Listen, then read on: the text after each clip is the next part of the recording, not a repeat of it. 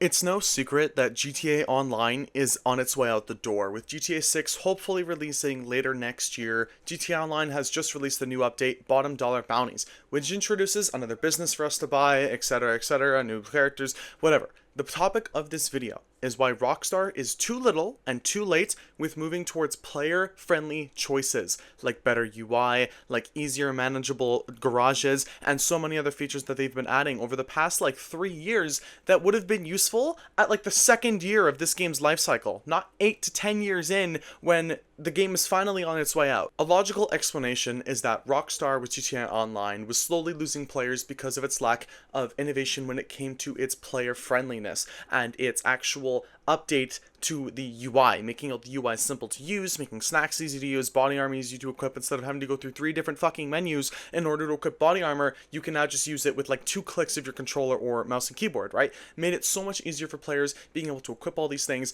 The garage moving system, being able to move cars between garages, was a welcome addition. Instead of us having to call in a car or drive it from garage to garage, taking hours, now we can just use our interactive menu and boom, we can swap cars. It still is slow if you want to mass move all your cars, but way faster than having to drive them or having to sit there and, wait while for your cooldowns. But the issue is that Rockstar is focusing mainly way too little on what we actually should have, and they are extremely late. It's not even like they're a year late or 2 years late, they're half a decade late. We should have been having these updates and quality of life improvements year 3 of the fucking game, not year 9 or 10 of the game, right? We're tracking on 11 years for GTA 5, and we're finally getting these additions that won't even matter because we'll all be moving to GTA 6 online within a year and a half.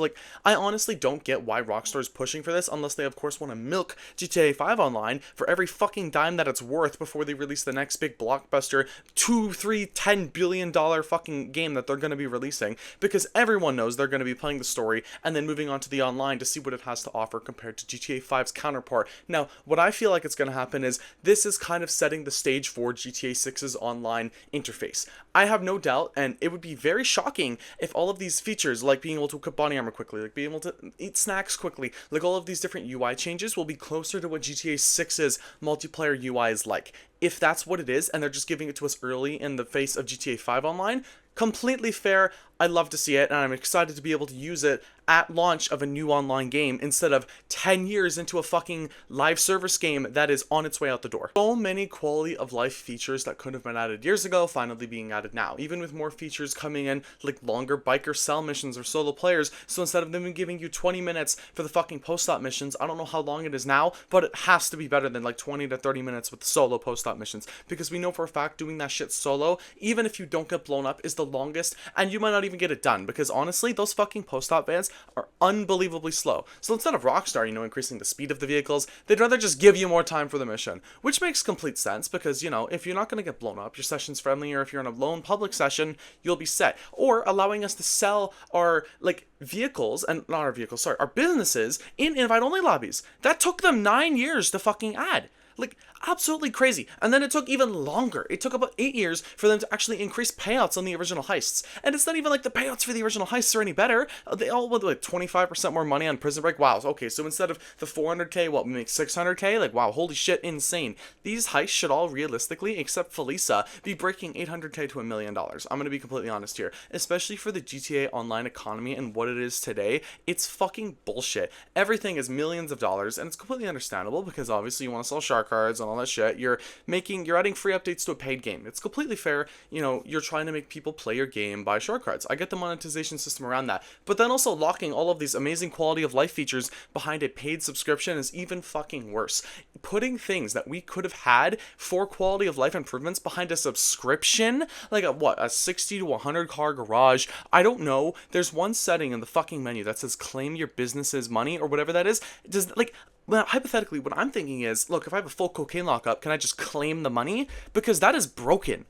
That is cheating near That is almost a shark card. All you have to do is pay for the supplies or bring the supplies in. You don't even have to do the mission. So there's no risk of actually losing anything. Or other quality of life features, like import-export vehicles, they didn't get a pay increase, no, but for each playable or player in the lobby, you'll actually get a bonus. So you'll get $2,000 if you sell a $200,000 car, which is crazy because, again, it took about 6 years for them to actually implement implement that when it's available for every single other business in the game? The motto for this video is literally too little too late. Rockstar has been implementing these quality of life changes over the past 3 years when the majority of the community is still here, obviously. The hardcore players are still here, I'm still here, I'm still loving the game.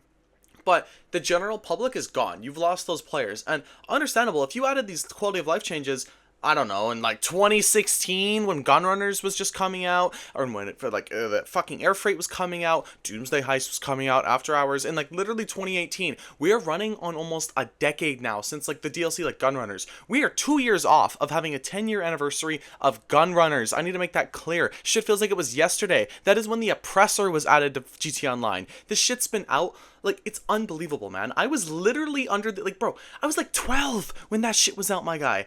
This is fucking crazy, and now we're getting the quality of life features, and it's the only downside, because of course quality of life features are amazing, and we love to see it in games no matter what. But 8 years into a game's life cycle is way too late to be adding anything. You might as well, and it's good for the players who are still playing now, because now they get to experience this, but like, these fucking quality of life features better be in the next online game, because if they're not, holy shit. Like, if we can't easily access our body armor and snacks in GTA 6 Online, or we can't easily move cars in GTA 6 Online, or do any of the other quality of life features that you have added through UI, through money increases, through sell payouts, I honestly don't know what the GTA Online hardcore fanbase is going to be doing, because why the fuck are we going to play an inferior version of GTA 5 Online? Because let's be real here, there's a good chance that GTA 6 Online launches broken, shit, with a lack of content, with a broken fucking server, because guaranteed, they have to be expecting millions of players into the online day one. Like, the second that shit drops, they have to be expecting it. The servers are going to overload, and I need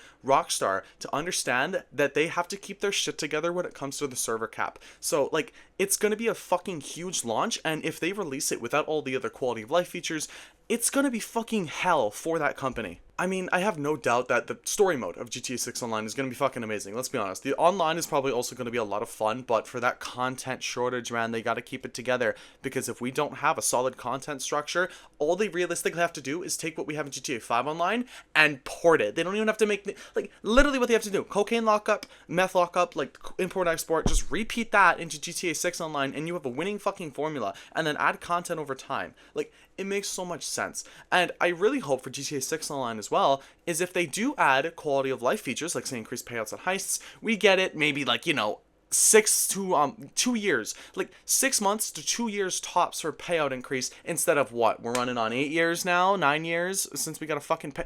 Like, absolutely crazy that it took that long. Rockstar employees had children, got married, like, I mean, probably some of them had grandchildren, depending how old they are. Fucking wild that it took that long for them to increase a payout on a heist that was annoying as fuck. Let's be honest, Prison Break, for if you're new and if you are still stuck on it, because fucking over a decade later, players are still stuck on Prison Break somehow. Like, the heist is still barely worth it to being done, because you only make 600k to 800k. Even if 800k you play on hard. Realistically, that should be the fucking normal difficulty. But I digress. GTA Online, and I'm going to say it one last time, is on its way out the door. And I really hope Rockstar keep obviously bringing content to the community until GTA 6 Online is out. They can even keep like small updates until GTA 6 Online really gets its footing. But I am excited for the next online game, and I swear to fucking God, Rockstar, if you don't add these quality of life features, I feel like the community is going to lose their collective fucking minds. These quality of life features are like the bare minimum of what they need to add, and if we don't get the UI features, again, like, I'm not going to repeat myself on all of the features we should be getting, but if we don't get them, there's going to be hell to pay for the Rockstar core who's working on the online mode. But let me know in the comments down what you guys think. You know, like, do you agree the quality of life features should have been in the game years ago? Or, you know, it's fine what they are now, as long as they're in the next game? Let me know. But if you did enjoy the video, consider leaving a like, sharing, commenting, and subscribing if you so choose to. Thank you all for the massive support recently on the channel, and I will see you guys in the next video.